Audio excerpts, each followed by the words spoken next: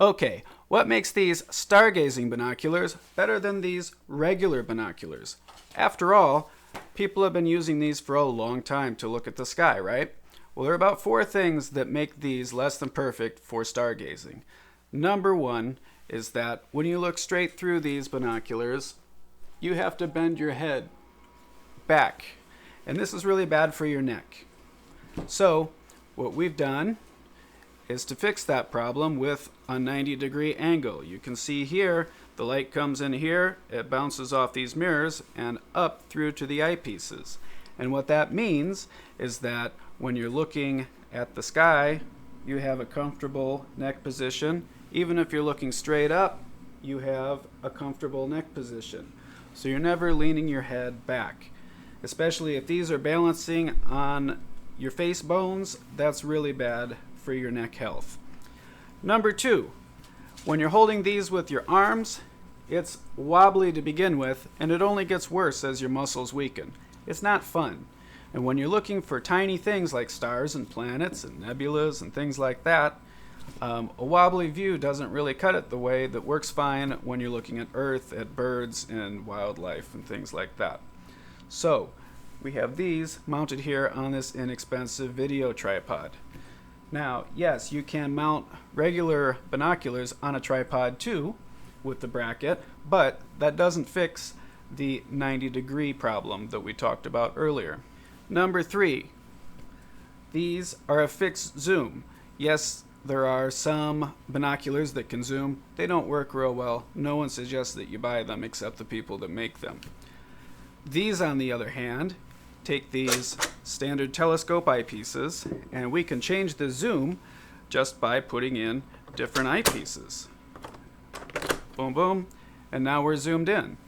If we want to zoom back out, we can zoom back out.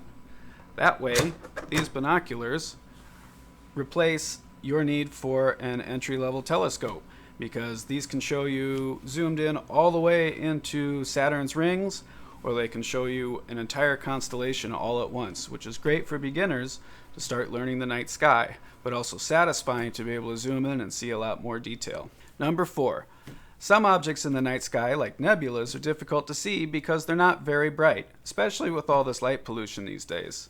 So we have filters that help filter out the bad light and keep the good light. The problem is, these binoculars, we can't thread these on in any way. Some people tape them on. That's not a very good solution, is it? Now, these telescope eyepieces have a thread on the bottom of them that you could screw them in, but guess what? Doing that twice at night in the dark is no fun when you're handling optics. Wouldn't it be easier if we could just use cartridges like this that have a little magnet on the bottom to slot those in? Boom, we're filtered. Well, now we're seeing nebulas in beautiful detail that we couldn't see before. So, these are some of the features that make stargazing binoculars so good for enjoying the night sky. Also, lasers. There are 5 things. I forgot. There are 5 things.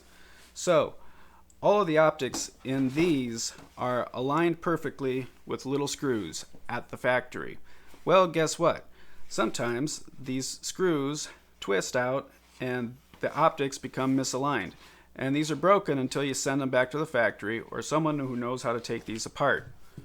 Stargazing binoculars, on the other hand, anticipate this problem, and we have 2 knobs here that allow us to align the optics perfectly. So you never have to send these back to the factory, because you were the factory, remember? There are 6 things, actually. So, you get a pair of these, like these 10 by 50s, and the light that comes out of this end is smaller than your pupil is in the dark. Guess what? That means you're wasting a lot of human potential of your eyes to make the scene brighter and look better. In the dark, at night, looking at outer space, this is really helpful. In fact, most commercial binoculars max out at about 5 millimeters across for that little circle of light, but your pupils can open up all the way to 7 millimeters. That's a lot of wasted potential. So you can put 2-inch eyepieces into these stargazing binoculars and get the full use of your eyes at night.